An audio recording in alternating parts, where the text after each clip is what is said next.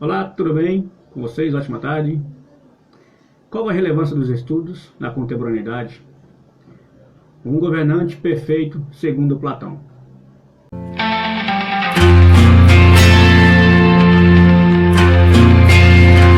É esse o tema de hoje e vamos conversar. Vamos bater um papo cabeça. Galera, muito obrigado a todos por aqueles que estão participando, estão me ajudando lá nas redes, estão compartilhando a página. Tem sido de grande valia a ajuda de vocês. E a ideia aqui é essa, é sempre tentar contribuir e ajudar as pessoas a dividir um pouco do conhecimento, ainda que eu nada sei, mas o pouco que sei, a ideia é essa, é compartilhar com vocês, para que vocês possam ter a mesma visão de mundo que hoje eu tenho, em vista de 10 anos atrás aí, a meu respeito, o que eu pensava de educação. Então foi um up bem alto dado na minha vida, e uma forma que eu tenho de agradecer aos conselhos que foi me dado é fazer com que vocês também possam ter essa visão e poder encarar o mundo dessa forma, ter a mente aberta e enxergar na frente da gente o leque de oportunidade que se surge. Gente, hoje nós vamos tratar de um tema não menos importante do que o tratado no anterior, mas trata-se de uma utopia política de Platão. Então, às vezes assim, fala, mas por que eu vou tratar de Platão novamente? É porque, assim, para entender a política é necessário voltar nos primórdios e poder entender como que surgiu a ideia de política e como que surgiu essa questão de respeitar os debates, enfim, o plano da ideia de como realmente seria uma política ideal. Então, para entender política hoje contemporânea, você tem que mergulhar nos primórdios, nos tempos passados, e buscar esse conhecimento para você poder chegar na contemporaneidade com, vamos dizer, um arcabouço, uma bagagem melhor para se entender o atual ambiente político e fazer as suas projeções, fazer as suas análises, as comparações de acordo com os governantes. Pessoal, eu estou testando o fone, eu não sei se tem o áudio, está bem ou não, mas caso alguém der por falta do sinal da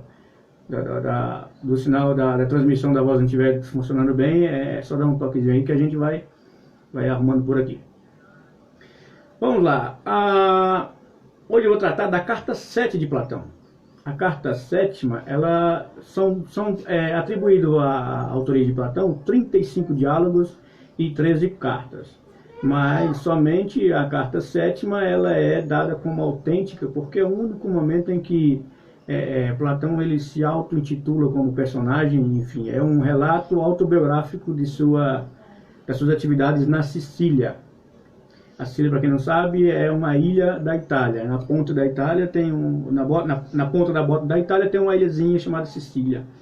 E então a carta 7ª que realmente vai ser atribuída a Platão como autêntica, porque é o único momento em todos esses diálogos, em todas essas cartas, que Platão vai se titular: eu, Platão, fui até a Sicília, e assim vai descrever as atividades ali realizadas por ele.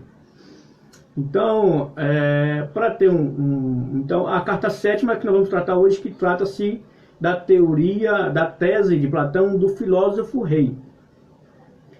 O filósofo rei para Platão, uma síntese aqui, antes de entrar no assunto, seria o quê?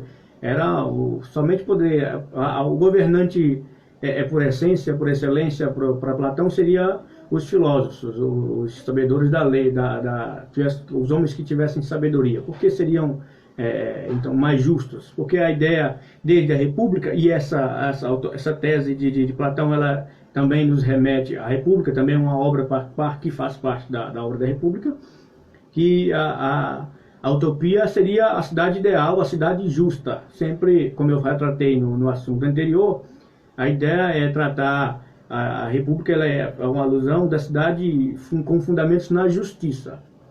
Então, essa é a ideia inicial. Então, a tese do rei filósofo é de que só poderia ser os bons governantes aqueles que fossem detentores da sabedoria, da razão, que fossem motivados pelo conhecimento. E antes disso, vamos tratar de uma questão que, assim, Platão ele acreditava, ele tinha uma concepção da tripartição da alma. O que seria essa tripartição da alma? A alma se dividiria em três partes intrínsecas entre si, e que não poderiam ser inseparáveis uma da outra, não daria para separar. Mas essa tripartição que se daria com o quê? A tripartição seria na parte racional, teria a parte irascível da alma e a concupiscível. Então, como seria? A questão racional seria mais a parte mais emotiva, mais salientadas pela razão, pela sabedoria e pelo conhecimento. E a irascível identificaria aquelas pessoas que tivessem uma tendência mais à defesa na época, no caso, se tratando do contexto em que era Platão, trazidas para questões das pessoas que teriam uma tendência mais à defesa, a velocidade, aos guardiões da cidade, para ser exato. E a concupiscível seria dada àquelas pessoas que seriam mais amantes de si mesmo, aos apetites do homem, aos desejos, enfim. Então, para Platão, racional, aquela pessoa que tivesse a alma mais tendida para uma ação racional, seriam os filósofos, os governantes, enfim. E o irascível seria mais aos guardiões mesmo, porque a questão, a irascível, ela nos leva muito ao termo da cólera, dos impulsos. Então, aquelas pessoas que têm um nível de cólera, de ira mais fácil, e se entrega mais aos impulsos do momento, então essas pessoas essa pessoa teria uma tendência da alma irascível. E aos apetites do homem e do desejo seria a alma com tendência concupiscível, que seriam classificados na sociedade como os comerciantes, enfim, o resto, todo o montante da sociedade. E então, para fazer essa tese, então que Platão tinha a tripartição da alma e que se deveria em racional, irascível e concupiscível. Sendo assim, Platão acreditava que era o papel da educação que iria identificar a parte dominante na alma das pessoas, e para ser mais exato, nas crianças. Ele acreditava que o Estado tinha o papel de desde cedo identificar nas crianças a parte mais dominante da alma que elas possuíam. Platão acreditava que assim, por mais que uma criança fosse filha de mercadores, de comerciantes, a mãe poderia ser uma lavadeira, o pai poderia ser um artesão, mas desde que o filho desse casal eles tivessem uma tendência maior para a questão, para tendência maior para a racionalidade da alma, ele teria a chance de ser um bom governante e assim poderia fazer parte da cúpula da governança. Tudo bem. E aí acontece, dado essa questão de que o Estado que fica incumbido da educação, de encontrar essas pessoas que teriam a tendência à racionalidade. Então, na cidade utópica, Platão tem a ideia de um governante ser o rei filósofo. Como que surge essa ideia? Na Sicília, tinha um reino chamado Siracusa. Então, a fama daquela cidade era das mais deprováveis possível. Eram umas pessoas, o povo siracusiano, na verdade, era tido como os mais deprováveis possível no mundo, enfim, que tinha um nível de barbaridades. Os próprios reis de Siracusa, historicamente, eram os mais tiranos possíveis, enfim. A pior qualidade que tivesse num ser humano, ele seria provindo de Siracusa, digamos assim. Então, o pessoal de Siracusa não era visto com bons olhos. E daí surge a ideia de Platão, filósofo, né? Porque sabe lá o que se passa na cabeça de um filósofo, mas a ideia dele era ir até Siracusa e fazer do tirano de lá um filósofo rei, ou seja, ensinar a filosofia, a educação para o tirano. O tirano, se não me engano, é Dionísio Velho, isso. É Dionísio Velho. Então, no primeiro momento, ele chega até Siracusa e é bem recebido aos bons olhos por Dionísio Velho, porque Dionísio, apesar de ser um tirano, mas ele gostava de ter seu nome associado aos grandes homens. E a fama de Platão, na verdade, já era bem percorrida por toda a Itália. E na verdade, isso se dá também depois que Sócrates morre. que é condenado, enfim. Depois de quase mais ou menos cerca de 15 a 20 anos mais ou menos, é que ele faz essa viagem para Siracusa. Então a fama de Platão já estava bem espalhada e bem feita sobre a Itália. Então o Dionísio tinha essa questão de querer ter sua imagem associada aos grandes homens, aos grandes pensadores, homens de grande reputação dentro do reino, dentro da Itália, enfim, em especial Siracusa. Só que aí Platão começa a ensiná-lo e a diverti-lo sobre os procedimentos de um bom governante, a cidade justa. Então, só que acontece que não tem um bom sucesso. Na verdade, quando o Dionísio Velho entende e vê as reais pretensões de Platão, e aí com os conselheiros que sempre aconselhavam mal e sempre viam maldade em tudo, como era natural do pessoal de Siracusa, do povo de Siracusa, logo disseram que ele estava querendo tomar o reino, enfim, despostar o Dionísio Velho. E nesse contexto, essa primeira viagem, Platão acaba conhecendo Dion. Dion, ele era cunhado de Dionísio Velho e um homem íntegro, de bastante coerência e prudente. Então eles começam ali uma amizade, um grande afinco, e Dion se acaba se interessando pela filosofia, enfim. Até que, num dado momento, quando o Dionísio Velho percebe as intenções de Platão, que na verdade não era de tomar o reino, mas sim de fazê-lo um rei íntegro, um rei, como diz assim, que voltasse mais para a benignidade e deixasse a tirania de lado, ainda que sonasse, porque Platão ele não acreditava na democracia, ele acreditava mais na questão da aristocracia. Então a ideia de Platão era o quê? Fazer um rei filósofo e que fosse um bom governante. Então, tomado pelo ódio, pela cólera, e essa é uma das questões que eu volto atrás e falei, a tripartição da alma. A alma de Dionísio era irascível, ela era movida pela cólera, pelos impulsos, enfim. Então, nesse sentido, ele acaba vendendo Platão, e Platão vai ser expulso de Siracusa, da ilha de Sicília, vendido como escravo. E nesse contexto, ele foi até comprado por um amigo, que não me lembro bem agora o nome, mas que foi quem salvou Platão de quando foi vendido. Dado isso, quando Platão está em Atenas, o Dion, de Siracusa, viaja para Atenas e vai encontrar com Dionísio na sua academia.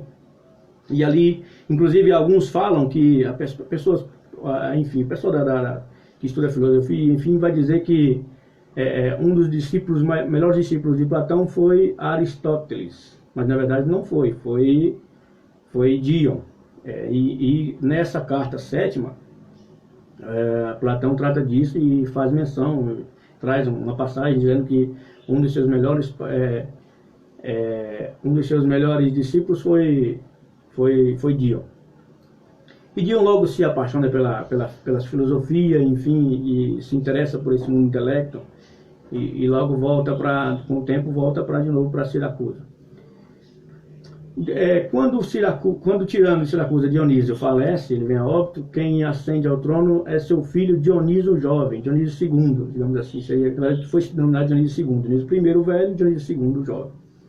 E nesse caso, Dion, que era amigo e foi aluno, foi discípulo de Platão, ele é tio de Dionísio II. E ainda era um menino jovem, muito jovem ainda, ascendeu o trono ainda na mocidade. Então, naquela ambição e no desejo, no sonho de fazer, ele compartilhava da tese e do sonho de Platão, do filósofo rei, e ele então passa a ensinar para o Dionísio jovem e a filosofia, enfim, para despertar nele um espírito de mansidão e de justiça. E na verdade, quando ele se depara com essa situação, ele acaba vendo que ele sozinho não poderia fazê-lo tal efeito. Então ele chama Platão novamente para poder vir e tentar ajudá-lo nessa empreitada. E o que ocorre? Entre a primeira e a segunda se dá cerca de 20 anos. Então, entre a primeira viagem e a segunda viagem de Platão a Siracusa. Quando Platão chega, Platão já bate os olhos e vê que esse negócio não vai dar muito certo, né? É um pouco difícil. mas eles tentam trabalhar a ideia de fazer de Dionísio II um rei amante da filosofia e que pudesse ser mais justo e levar, governar a cidade nessa questão da sabedoria e da justiça. Acaba que, se você tem um pai, o Dionísio I era um homem de tamanha e assiduidade, era um homem de muita cólera e enfim. Na verdade, o governo de Siracusa, os siracusanos, enfim, todos eram pessoas, homens maus, com tendência para o mal, porque só ascendia ao trono aqueles que tinham, a verdade, a realidade, a transmissão a imagem que se passava do trono do reinado de Siracusa é o que tinha na sociedade em si. Homens cheios de si, de egoísmo, com toda a maldade possível, com toda a cólera possível. Então, se o pai foi assim, qual exemplo o pai poderia deixar para o filho assumir o trono? Então, era meio que utópico mesmo, até eles tentarem fazer de Dionísio II um governante diferente.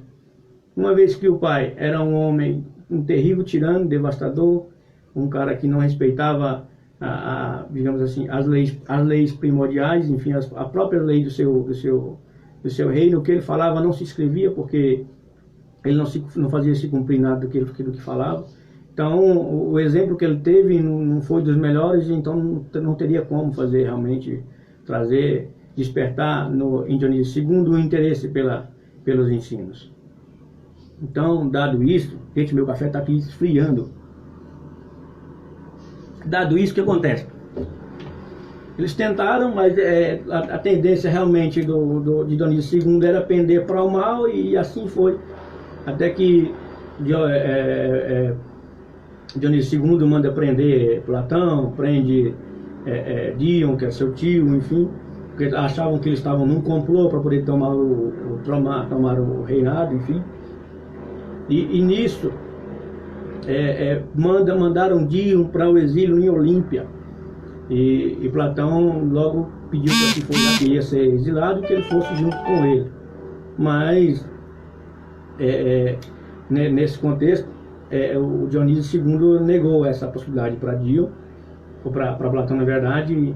Então, Platão prometeu que, se ele trouxesse Dion de volta, ele também poderia voltar num futuro possível para Sicília, para Siracusa, na verdade. Então, gente, peço perdão, parece que minha... Tá ao vivo agora? Tá indo agora? Acho que teve um problema na minha internet aqui, não sei, acho que caiu a luz. Bom, não sei, vamos ver direitinho o que acontece. Mas voltando aqui, nessa segunda viagem, quando Platão está em Siracusa, só para recapitular, porque teve essa falha na internet, pessoal, então eu também não sei onde paramos mais ou menos aí, mais ou menos nessa parte. Então, Dion é preso, manda expulso para o exílio, para Olímpia, e Platão também foi mandado de volta para Atenas, para a Itália, então, para Atenas, na verdade. Então, nesse contexto, Platão disse que voltaria no futuro breve, se assim ele concordasse, mas de que ele trouxesse de volta Dion para Siracusa e devolvesse todos os seus bens que foram tirados, enfim, nesse contexto. Daí, Platão volta num terceiro momento. A pessoa não tem, sei lá, é filósofo, a amante tinha um sonho de fazer um governante perfeito, né? A pessoa saiu a primeira vez vendida como escravo, foi expulsa de Siracusa. Depois voltou e foi expulso de novo pela segunda vez. Ficou preso por um tempo no palácio. E tenta voltar de novo. E isso a pedido de Dion, que tinha escrevido a Platão, para que não era possível que entre 6 anos ele não tenha despertado dentro dele um sentimento de querer realmente ser um filósofo e melhorar as atitudes e ser um governante de acordo e deixar essa fama do tirano. Mas, na verdade, nessa terceira volta, nessa terceira viagem que Platão faz a Siracusa, acaba que não deu, como as outras vezes também não tinha dado certo, não seria agora que ia ser diferente. Então, acabou ficando até um pouco mais complicado, porque além das atrocidades que Dionísio tinha tomado anteriormente, o Dionísio II, na verdade, tinha tomado na segunda viagem de Platão, na terceira não foi muito diferente, enfim, foi preso novamente, e a questão de trazer de volta Dion para Siracusa, ele prometeu e assim não fez, continuou mantendo Dion preso no exílio. Então, nesse contexto, até que um amigo de Platão que estava em Siracusa que consegue salvá-lo e levá-lo de volta para Atenas. Lá, estando Platão de volta a Atenas, ele consegue fazer uma viagem para Olímpia para encontrar Dion e lá aconselhar Dion, que Dion estava numa empreitada de querer entrar em guerra com Dionísio II, que era seu sobrinho, para tomar ali o trono e fazer ali um governo justo. E acaba que nesse contexto Platão aconselha dizendo que então que ele fosse em busca de outra ajuda, porque ele não ia compartilhar disso, porque no crescimento Platão ele ia apoiar no crescimento ele apoiaria Dion, mas na sua queda que ele fosse cair sozinho, porque já movido com o sentimento de cólera, de ódio, de raiva, Dion estava nessa pretensão de despostar, de derrubar o Dionísio II. Bom, e acaba que no final da história o Dion realmente consegue voltar a Siracusa junto com seu exército, e ali toma o reino de Dionísio, mas ali se estende durante um período de tempo o seu governo, quase um ano mais ou menos, mas acaba... Deixa eu só assinar aqui pro Ronaldão, o Ronaldo está mandando mensagem para mim aqui, mas acaba que nessa empreitada, logo depois os seus próprios pares que ajudaram a tomar o governo, enfim, quem acaba matando o Dion, na verdade. E aí Dionísio volta de novo para o trono e a maldade o governo de Siracusa, então, por todo seria assim, né? Ser movido pela irascibilidade, ou seja, pela tripartição da alma, que teria a tendência mais à cólera, aos impulsos, à ira, enfim. E tinha-se um ditado de dizer que todo homem de Siracusa jamais sairia dali um homem íntegro, um homem de bons pensamentos, de boa índole, até pela fama da cidade. E realmente Platão só investe nessas viagens até Siracusa devido a ter observado que Dion, apesar de ser um cidadão nato de Siracusa, mas ele tinha boas pretensões e até se apaixonou pela filosofia, é um amante dos estudos e tinha realmente a visão não de tomar o governo de Siracusa para si próprio, para domínio de si próprio, mas de fazer o bem, de fazer uma cidade justa, como realmente deveria ser o rei filósofo na tese de Platão. E é dado nesse contexto, e a lição que nós trazemos, que eu trago para nós agora, foi só uma análise bem sucinta, para poder nós termos a concepção do que é o filósofo rei de Platão, e para termos uma análise da importância e da relevância dos estudos. Porque para Platão, um governante só ia ser um bom governante desde que ele fosse um filósofo, um homem, um amante da sabedoria, da razão, enfim. Então é nesse contexto que se dá isso. E trazendo para nós, não é muito distante de se falar e nem distante de se ver que para se ter um governante bom, tem que ser um cara, a pessoa tem que ter uma instrução, tem que ter um certo nível de sabedoria e entender o que é a política para poder fazer uma política justa, assim como era na utopia de Platão. E o sonho de Platão era formar um governante por excelência, e que nós possamos, se existe a ideia de Platão, ele deixa bem claro que só vai existir essa cidade utópica, a república e o rei filósofo, no plano das ideias. No momento, na contemporaneidade, só existia nos planos das ideias, mas ainda existiria aqui na Terra, num dado momento, a cidade perfeita, digamos assim, que era, no caso, o plano da utopia política de a república.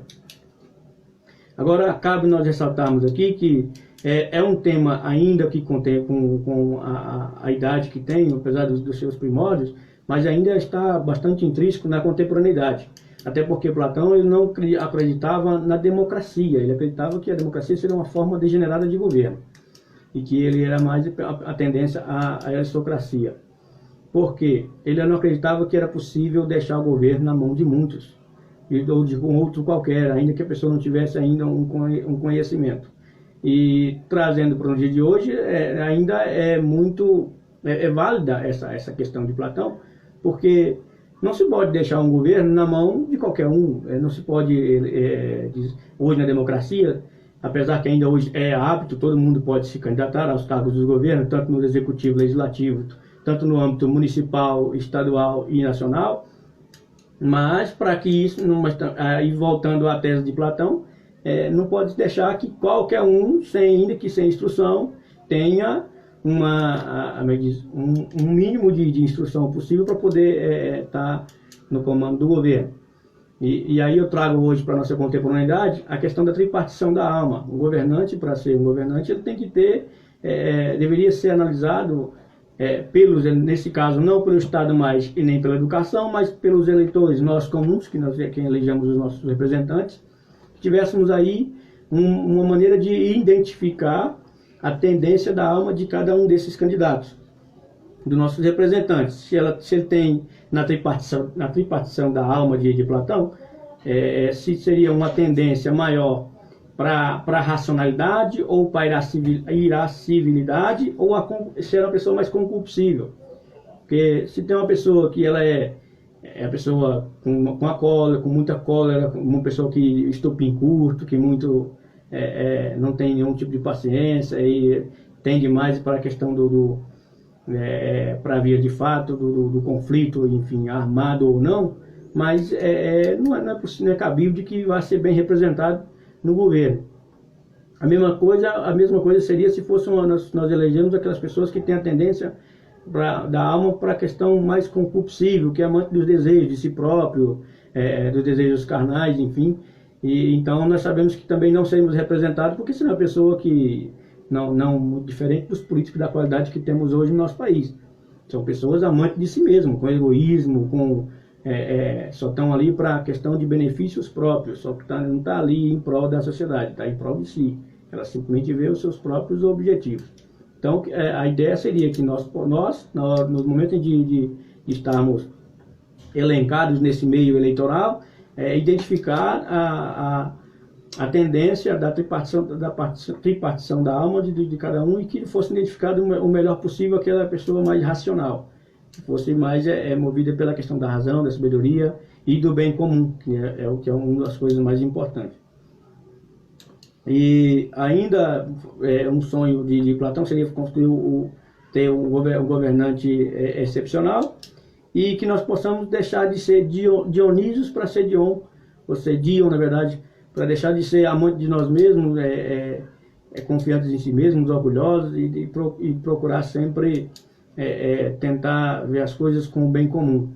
Porque, na verdade, até quando Dionísio morre, quando chega a notícia para Platão de que Dion morreu, ele fala que bem-aventurado foi Dion morto do que Dionísio vivo. Porque Dion, por mais que ele chegou ao topo, tomou o governo de Dionísio II, ainda que por pouco tempo, mas as ideias dele, a intenção dele sempre foi das melhores. Eram de ter um governo mais justo, uma cidade justa, enfim. É nesse contexto que se dá essa história. E em relação ao estudo hoje, até trazendo para a minha particularidade, inclusive hoje, se eu estou fazendo alguma coisa, se eu estou estudando, procurando tentar ser uma pessoa melhor, isso vem de conselhos da minha esposa, da minha sogra, que foram pessoas que pegaram muito no meu pé, e hoje eu as agradeço por isso, porque se não fosse os conselhos e a insistência delas, eu não teria a visão de mundo que tenho hoje. E aí na semana eu fiz uma enquete, qual a relevância dos estudos para você? Para mim ela é fundamental em todos os aspectos da minha vida, porque eu cresci mentalmente, espiritualmente, e hoje, digamos assim, eu me considero um homem melhor perante a sociedade. E nós devemos, e voltando agora ao pleito, agora que se inicia no dia 15 de novembro, nós devemos estar atentos e escolher os nossos candidatos com coerência, aqueles que têm uma dignidade e que possam estar entrando nesse meio sempre visando o bem comum. Porque não adianta que a gente botar maus como é que diz, colocar, se eleger no maus representantes e depois querer cobrar deles alguma coisa. E hoje eu trouxe para vocês aqui um exemplo de um candidato, inclusive a pessoa, não tenho nada contra a pessoa, enfim, eu até o conheço, é lá da minha cidade, Santana Descoberta, mas observando uma fala que ele teve na última semana, eu até vou trazer um trechinho para vocês aqui. A pessoa, de novo, gente, eu não tenho nada contra a pessoa é um super gente boa, eu conheço lá do Goiás, mas a fala dele é o que eu quero chamar a atenção para vocês, porque foi algo que me deixou assim um pouco perplexo, em pleno século XXI, e sabemos da importância dos estudos na vida das pessoas, e ter que ouvir uma frase dessa. Então, foi algo que me chamou a atenção e eu queria dividir um pouquinho com vocês. Eu não sei se vai captar bem o sinal, mas se possível der para vocês ouvirem, depois vocês comentam lá e a gente vai soltar aqui. Quer ver? Dizer pro pessoal, cuidado, gente, não vamos iludir pelas grandes carreatas que tem aí, por pessoas que se fazem muito sabido, estudado. Isso aí não adianta nada para nós não, gente. Vamos pensar diferente. Então, essa é a fala. Não vamos nos iludir por essas grandes carreatas. Carreata tudo bem, até que eu não falo nada porque às vezes não é nem muito espontânea essa questão da carreata. Mas a questão de dizer que não vamos nos iludir com essas pessoas que se dizem muito sabido, bem estudado, isso são falas dele. Gente, na verdade, se não tiver uma pessoa, se você eleger um candidato que essa pessoa não tem uma instrução, não tem um estudo, não tem uma base, não adianta depois você querer cobrar, gente, porque esse meio, ele é um meio que exige de você uma formação. Eu não vou dizer que, mas também eu sou contra qualquer um entrar. Não. A democracia, ela é isso, todo mundo tem o seu direito de se manifestar, de votar e de se colocar o seu nome à disposição para um pleito de tal importância. Agora, o que não pode, na minha concepção, e eu acho que de todo mundo, quem tem bom senso, é dizer que o estudo não é importante, a gente não precisa disso aqui, a gente precisa de melhoria. Como que você vai obter melhoria se você não tem conhecimento de saber como lidar com a política em si? Vontade de administrar, todo mundo tem, agora tem que saber se você tem a capacidade de administrar. Até porque, a gente tratando desse aspecto, vocês sem preparo nenhum, entrar num meio político, onde tem, geralmente, agora trazendo em âmbito nacional, são tudo cobra criada, bem, digamos assim, com perdão da expressão da palavra, mas é isso mesmo, todo mundo cobra criada. Então você vai entrar no meio político que você não tem nenhum preparo, nem tem nenhuma formação, não sabe não tem a noção do que é realmente a política, vai ser testa de ferro, porque o progresso nenhum você vai obter, você não vai ter nenhuma benfeitoria, enfim, não vai poder ser. E depois não adianta também a população querer cobrar de um cidadão como esse. A fala do candidato aqui me deixou perplexo. Apesar de eu conhecer a pessoa, nada contra a pessoa, mas a fala do candidato, ela não foi feliz. Então a importância dos estudos, ela é de grande importância, é fundamental. Porque não dá para se eleger uma pessoa despreparada. Ainda, gente, que eu por exemplo, eu estou estudando as ciências políticas. Então, a questão do debate político, a questão de conversar política, eu sei. Agora, eu não entendo de medicina, eu não entendo eu sei o básico de economia, porque é o que está na matéria. A minha grade curricular, ela trata de economia, mas é um pouco sucinto, não é tão presente. Então, tem aspectos que eu não sei, mas assim, cabe a mim me rodear de pessoas que tenham essa questão, que tenham esse conhecimento, para que eu possa tomar decisões elencado e baseado no conselho de pessoas que sabem que estão lá para fazer isso, sabem o que estão fazendo. Não adianta eu querer ir para uma mesa de cirurgia operar alguém, sendo que eu não sei, não tem nem condição, nem cabimento uma coisa dessa. Então, essa é a relevância dos estudos para mim, e que eu creio que é para muita gente também. E lembrar que eu vou na tese de Platão, eu vou discordar um pouco na questão de dizer que só os filósofos aqui seriam os reis, seriam um governo ideal. Tudo bem, é importante o estudo, mas ele estava tratando num plano aristocrata, era um governo da aristocracia. Hoje nós temos a democracia, hoje ela é um pouco mais maleável, então você consegue ter uma pluralidade de pensamento, você consegue se expressar enfim, ter a sua opinião. Na aristocracia não é bem assim, mas trazendo para nós, aí eu vou discordar de que não é somente aqueles que são sábios, detentores da sabedoria e da razão, que serão bons governantes. Também tem aqueles que não tenham tanta sabedoria, mas que tenham algo, que tenham um discernimento e o melhor que seja um dos melhores possíveis para poder tomar a direção da sociedade. Então, pessoal, hoje o bate-papo foi nisso, foi nessa temática. Quero agradecer a todos que participaram, dizer que vocês que eu estou tentando me acostumar com essa questão do ao vivo, do bate-papo, agora que eu estou tentando melhorar um pouco mais, e vamos esperar que com o decorrer do tempo eu vou me aperfeiçoando e a gente vai tratando um papo cabeça melhor, e outras vezes até mais abrangente, com um número maior de pessoas, para a gente poder tratar de assuntos diversos. Pessoal, muito obrigado a todos por estarem ainda presentes, quase 1 hora e pouco aqui só de falar, vocês eu falando. Mas é assim, é gostoso, eu estou começando a me acostumar, hoje eu estou um pouco mais à vontade e estou feliz por estar fazendo isso e confessar para vocês que eu fiquei ansioso para chegar o dia de hoje para poder fazer essa live, e vamos ver de acordo com a disponibilidade do serviço, enfim, se eu conseguir fazer 2 vezes na semana, para mim também vai ser bom, porque é um crescimento também para mim, e é muito bom estar dividindo conhecimento com vocês. Obviamente que a live agora não dá muito ibope, não dá muito batidor, não dá muito telespectadores, mas isso tem repercutido nas redes sociais e eu tenho recebido bastante apoio, elogios, e assim, também estou aberto a críticas, tá? Não estou aqui só para ser elogiado. Aqueles que tiverem críticas para mim, podem me trazer, eu vou receber de bom grado e vou analisar, e aquilo que for possível melhorar, eu vou procurar melhorar sim, e creio que vai ser uma mudança gradual, ninguém consegue fazer tudo do melhor possível de uma hora para outra. Mas de antemão eu quero agradecer a todos aqueles que têm me apoiado, em especial a minha sogra, Dona Joana, em especial a minha esposa, Dona Beatriz, quem tem me pegado no meu pé, quem foi quem me incentivou desde o início a estudar. Ainda tem uma fala, agora trazendo particular aqui, eu lembro até uma vez, estávamos num ambiente conversando, eu e minha sogra, e não lembro mais quem, tínhamos algumas pessoas, e ela falou assim, porque, lembro-me, eu fui pedir a minha esposa em casamento, e aí ela, você quer casar para quê? Primeiro você tem que estudar, vai estudar para poder ter um futuro melhor, para você proporcionar uma coisa melhor para você, para minha filha, aqui na condição que você está, enfim, nessa particularidade. E eu soltei uma frase para ela bem assim, o meu pai só tem até a 4ª, 5ª série e nunca passou fome, e, enfim, lá na roça o estudo não vai, eu não vou, não é porque eu não tenho o estudo completo, que eu não vou deixar minha esposa passar fome, enfim, é nesse sentido. E hoje eu olho assim, gente, como eu fui estúpido, como foi de uma grosseria.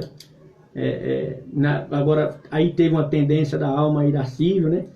Então, eu deveria ter pensado bem. E hoje, olhando para trás assim, vejo assim que estava totalmente errado, e que no momento que eu fui pedir a mão da minha esposa em casamento, não foi uma questão, ela não estava me proibindo de ter a mão da filha dela, mas ela estava vendo uma visão mais na frente, melhor do que a minha, e viu que era fundamental que eu pudesse ter uma formação e buscasse um pouco de conhecimento.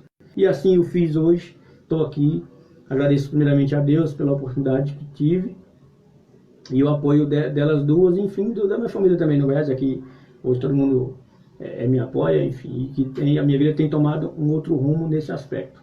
Então, e o apoio disso que eu trago para vocês é que estudem, gente, tenham um tempo, dedicação, e corre atrás dos ensinos, porque nunca é tarde. Nunca é tarde para aprender, sempre é necessário. O aprendizado se faz necessário. Gente, para não ficar só nessa fala minha, eu separei aqui um trechinho de um texto dessa obra que eu trouxe para vocês de Platão, da carta 7ª. Só para encerrar, tá, pessoal? Rapidão. Que diz bem assim. Diz, no caso, Platão vem tratando na sua carta 7ª. Enquanto os filósofos não forem reis nas cidades, ou aqueles que hoje os denominamos reis e soberanos não forem verdadeira e seriamente filósofos, Enquanto o poder político e a filosofia não convergirem no mesmo indivíduo, não terão fim, meu caro Glauco, os males das cidades, nem conforme julgo os do gênero humano, e jamais a cidade que nós descrevemos será edificada. Eis que eu hesitava muito em dizer, prevendo quanto essas palavras chocariam o senso comum. Ou seja, de certa forma, isso aqui tem um grande peso hoje na contemporaneidade, que é a questão se a pessoa que está no governo não tiver um preparo intelectual, e, enfim, e não for uma pessoa bem instruída e não tiver uma noção do que é realmente a política, e para pensar sempre em governar no âmbito da justiça, sempre governar no âmbito na questão do bem comum, entendeu? Bom, galera, muito obrigado a vocês por ter ficado até aqui. Semana que vem a gente volta. Na semana, se vocês quiserem mandar sugestões, fica aí. As minhas redes são todas públicas e prontas para poder ouvir as sugestões de vocês. Forte abraço, até mais, fica com Deus. Até semana que vem.